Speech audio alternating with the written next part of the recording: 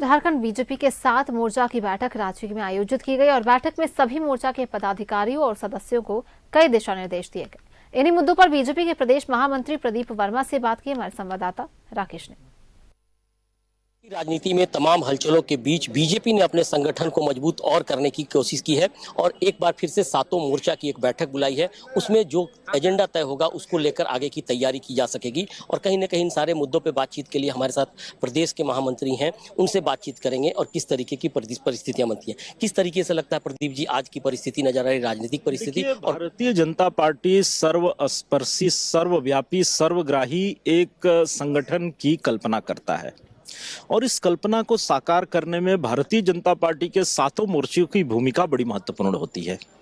मोर्चों का अपना विभिन्न भौगोलिक क्षेत्रों में, सामाजिक क्षेत्रों में एक बहुत व्यापक जनाधार होता है और उस दृष्टि से मोर्चों का कार्य हमारे यहाँ बहुत महत्वपूर्ण माना जाता है। केंद्र सरकार की उपलब्धियों को लेकर के जनता के बीच जाना है। पार्टी तो पहले लगातार करती रहती है काम, लेकिन हालात जिस तरीके से राज्य है, राजनीतिक उथल पुथल का दौर भी बीच में देखने को मिलता है। क्या लगता है कि सत्ताधारी दल के लोग किस तरीके से आज कर रहे हैं? जिस तरीके से बैठकों का दौर चल रहा है, कहीं ना कहीं आरोप भी लग रहे हैं कि बीजेपी कहीं ना कहीं केंद्रीय एजेंसियों की ओर जाकर उनको आगे बढ़ाकर कहीं ना कहीं और माहौल को खराब कर रही है। तो किस तरीके से देखते हैं इंसान?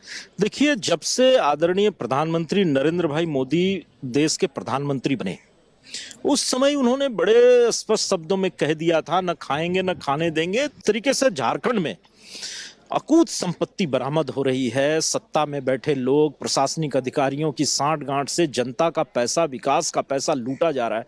उसके विरुद्ध जो कार्रवाई हो रही है, घबराहट तो स्वाभाविक है। और ये राज्य सरकार भारत की इकलौती ऐसी सरकार है जो अपने ही अंतर्विरोध के कारण बार बार अस्थिर हो जाती है। प्रदीप जी, एक बड़ा सवाल खड़ा होता है, लोकसभा के भी चुनाव है, विधानसभा के भी चुनाव हैं और कहीं ना कहीं चुनौती होगी। 12 सीट जरूर आपके पास है, 14 सीटों में 12 सीट का बीजेपी के पास है, एनडीए के पास है। किस तरीके से ये आपको अभी भी सुरक्षित महसूस हो रहा है? क्योंकि आपके लिए सबसे बड़ा चुनौती है कि 12 सीटों को कैसे बचाया जाए और आगे कितना अचीवमेंट। देखिए, पिछले 10 वर्षों में जिस तरीके से अपने तुष्टीकरण की सारी पराकाष्ठा पार करके यूपीए गठबंधन मुस्लिम समाज हो चाहे अन्य अल्पसंख्यक समाज हो, उनको डरा के तुष्टीकरण के माध्यम से उनका वोट लेता रहा है। उस समाज को भी ये समझ में आ गया है कि भारतीय जनता पार्टी और प्रधानमंत्री जी का जो नारा है, सबका साथ सबका विकास, ये केवल शब्द नहीं है, ये यथार्थ में चरितार्थ करने वाले नेता के शब्द। लोगों को पूरा विश्वास है कि 14 लोकसभा सीट भारतीय जनता पार्टी जीत करके प्रधानमंत्री जी के नेतृत्व में एक रिकॉर्ड बहुमत वाली सरकार बनाएगी, ताकि आने वाले वर्षों में देश, प्रधानमंत्री जी के शब्द हैं, देश आगे बढ़ रहा है, अब ये रुकेगा नहीं। तो ये रुकेगा नहीं।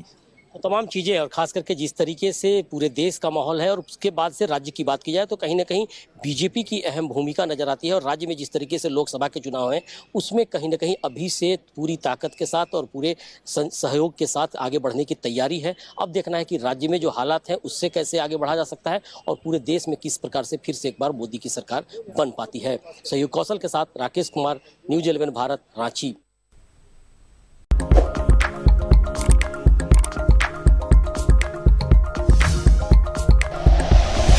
Like and share videos, subscribe करें हमारा चैनल और प्रेस करें बेल आइकॉन। न्यूज़ 11 भारत, सच है तो दिखेगा।